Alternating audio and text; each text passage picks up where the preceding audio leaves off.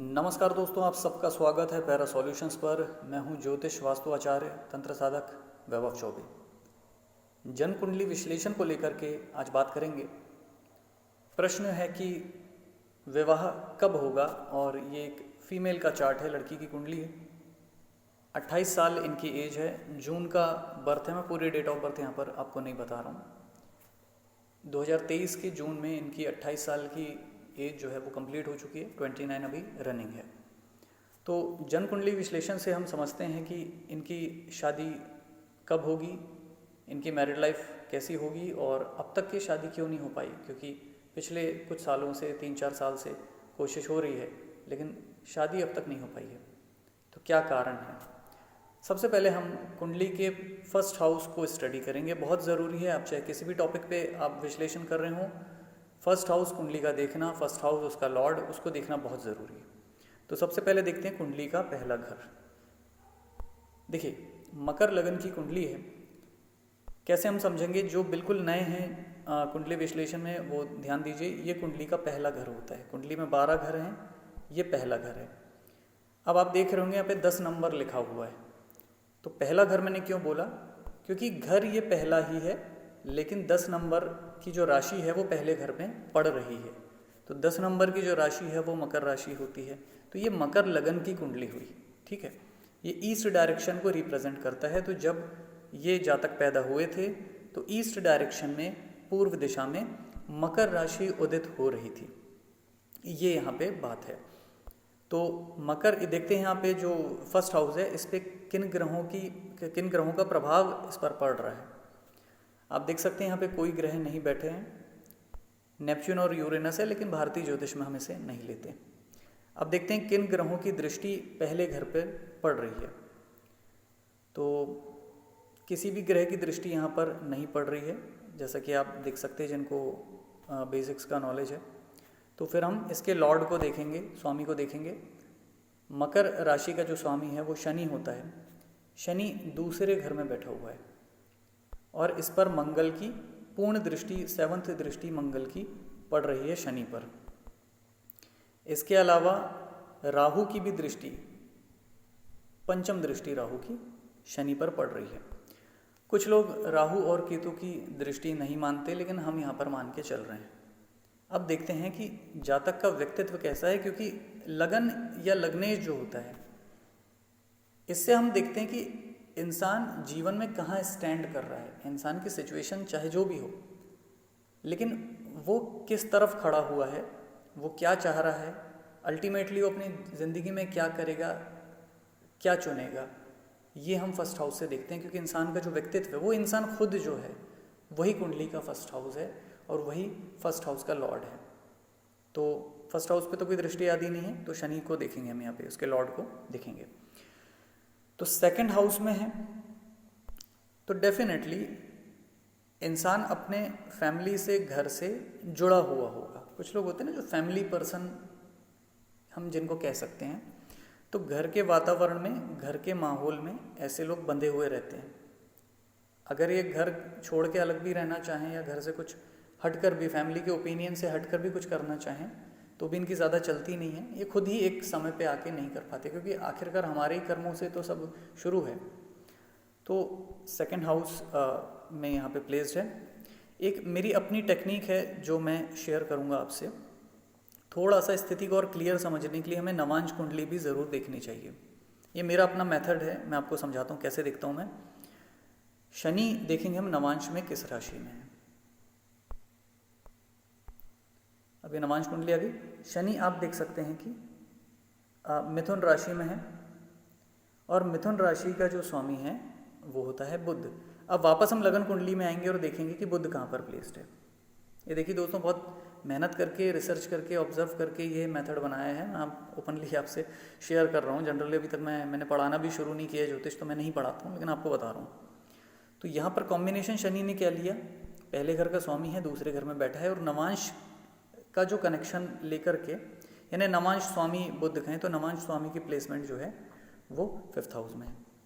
तो ये तो तय है कि ये जो जातक है घर परिवार के माहौल में, लाड़ प्यार में पला बड़ा है, यानी उनके घर वालों के क्या कहते हैं, प्रभाव में उनका इन्फ्लुएंस बहुत ज़्यादा है। वो नेगेटिव और पॉजिटिव कुछ भी हो सकता है, अब क्या है अब देखेंगे आगे।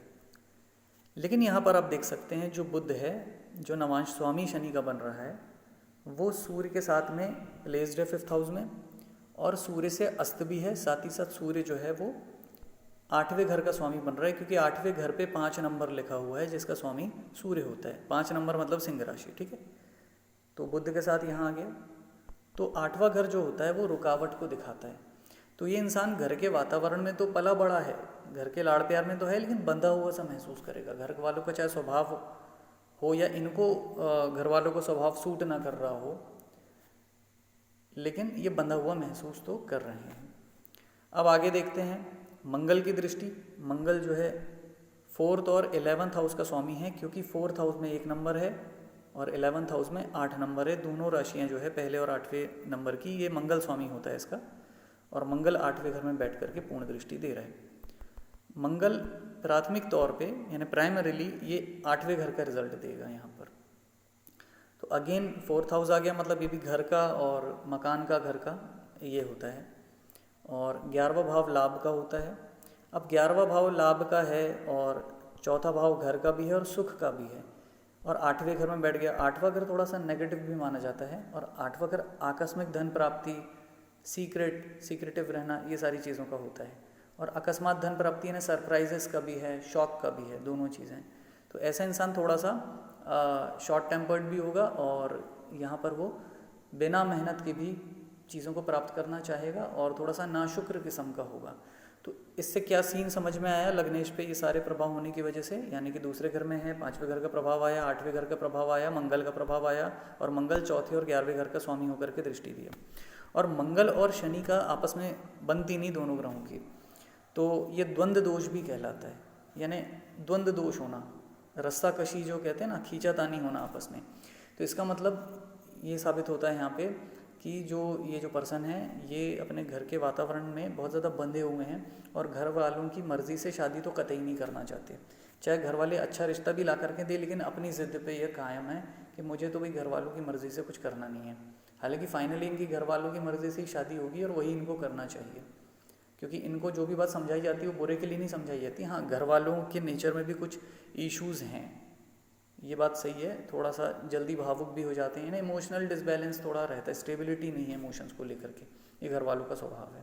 और द्वंद्व दोष है तो घर वाले भी शॉर्ट टेम्पर्ड, थोड़ा गलत तरीके से समझाना चीज़ों को, लॉजिकली नहीं समझाएंगे, प्यार से नहीं समझाएंगे। जब तक प्यार चल रहा है नहीं तो फिर अचानक प्रेशर देना शुरू कर देंगे। ये टिपिकल लेकिन नेचर होता भी, लेकिन इनके केस में ज़्यादा है। घर में झगड़े और ये सारी सिचुएशन भी इनके है, जैसा कि इन्होंने मुझे बताया भी था। तो इससे पता चलता है कि घर वालों की मर्ज़ी से नहीं करना चाहते शादी, और इसलिए ही इनकी शादी अब तक नहीं हो पा रही। और हमने कुंडली खुलते ही पहले ये वाली बात बोली थी, और घर वालों ने इनके इस बात को एक्सेप्ट किया था। ठीक, ये तो क्लियर हो गया। अब देखते हैं कि 7म भाव जो कि शादी के लिए देखा जाता है, यहाँ का स्वामी कौन है। 7म भाव में 4 नंबर है, यानी कि चंद्र इसका स्वामी है। चंद्र जो है 6ठे भाव में है। अब ये नेगेटिव प्लेसमेंट है, क्योंकि तो अपने से 12 हो गया, ऊपर से ये 6ठा भाव जो है शादी को लेकर के वैसे भी अनुकूल नहीं है, संघर्ष का होता है, रोग का होता है, ऋण का होता है, काइंड ऑफ नेगेटिव हाउस है इन टर्म्स ऑफ मैरिज। तो और चंद्र है, तो चंद्र तो और नेगेटिव है।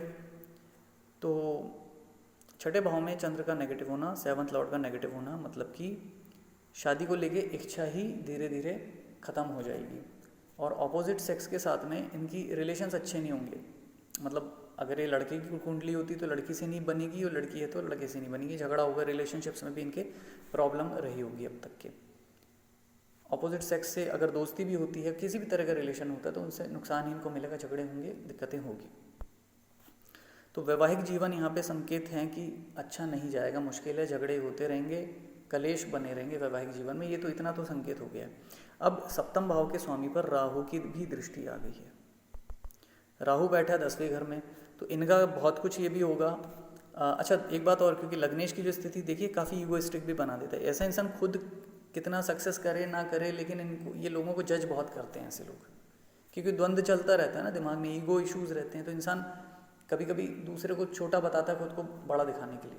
यहाँ पे मैं बुराई नहीं कर रहा, लेकिन अब जो कुंडली कह रही है वो कह रही है। तो यहाँ पे चूजी वाली बात भी बहुत है, भाई ये जॉब वाला हमको बंदा नहीं चाहिए, ऐसा चाहिए वैसा चाहिए, इसका स्टेटस तो ठीक नहीं लग रहा है, ये है वो है।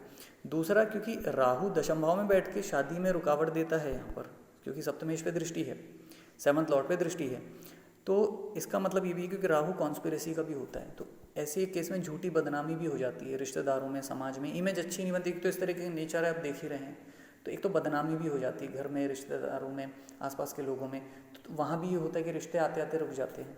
रिश्ते, एक केस में इनके साथ हुआ भी, तो ऑलमोस्ट बात फाइनल हो रही थी और फिर वो रिश्ता नहीं हो पाया, पता नहीं लड़के वालों ने क्यों मना कर दिया। तो मना क्यों किया? क्योंकि किसी ने कुछ गलत खबर दी थी जो इन्होंने नहीं भी किया होगा, तो वो भी खबर पहुंच गई, तो रिश्ता वहाँ पे ब्रेक हो गया बनता बनता। तो ये एक बात है। अब एक और चीज़ देखते हैं, इंटरेस्टिंग, यहाँ पे एक ट्विस्ट समझ में आएगा। सप्तमेश जो है ये मिथुन राशि का है। अच्छा, जो मैंने नवांश का कनेक्शन आपको बताया था, तो चंद्र के मामले में हम ये नहीं देखेंगे, वो फास्ट मूविंग ग्रह होता है, तो बहुत जल्दी राशि परिवर्तन कर देता है, तो नवांश का असर ये ले ही नहीं पाएगा। तो सप्तमेश चूंकि मिथुन राशि में है 3 नंबर पे, और मिथुन राशि का जो स्वामी है बुध है और पंचम भाव में है, तो कॉम्बिनेशन क्या लिया इसने, 7वें घर का स्वामी 6ठे भाव में, और नवांश कनेक्शन के हिसाब से जो ट्रिगर कर रहा है 5th हाउस पे कर रहा है, तो 5th हाउस के भी प्रभाव हैं। अब इस बुध पे किसका प्रभाव पड़ गया? सूर्य यानी कि अष्टमेश का प्रभाव पड़ गया, गुरु का है प्रभाव, ठीक है, लेकिन गुरु भी 12 और 3 घर का पराक्रम घर का स्वामी है, 12 भोग का होता है, और 11वां भाव अपनी इच्छा का होता है, इसका प्रभाव मिल गया। तो इसका जो प्रभाव है वो चंद्र पे सप्तमेश में आएगा, ठीक है। थोड़ा ये आपको घुमावदार तरीका लग रहा होगा, लेकिन थोड़ा समझने की कोशिश करिए। आगे मैं और भी वीडियो डालूंगा ऐसे ही मेथड पे, और भी जन्म कुंडली पे, तो आपको धीरे धीरे क्लियर हो जाएगा कि मेरा क्या तरीका है कुंडली देखने का। तो ये जो कॉम्बिनेशन मैंने आपको बताया, ये सारा जो बुध का और राशि स्वामी इनका बुध है, तो इसलिए क्या है, ये लव मैरिज का भी दिखाता है कि सॉलिड एक ब्रेकअप इनका हुआ है, धोखा मिला है, और वो भी एक तीसरी वजह है कि दिमाग में वो भी बना हुआ है, उस वजह से डिप्रेशन की स्थिति आ गई है मैरिड लाइफ को लेकर के या मैरिज को लेकर के। तो इतनी तमाम ये कॉम्बिनेशंस हैं, इस वजह से मैरिज में दिक्कत हो रही है। अब क्या फिर भी मैरिज हो पाएगी? तो 2 बातें यहाँ पे समझेंगे। देखिए, लग्नेश का दूसरे घर में होना और नवांश का जो कनेक्शन है उसके हिसाब से 5th हाउस का प्रभाव लेना नवांश लॉर्ड के हिसाब से।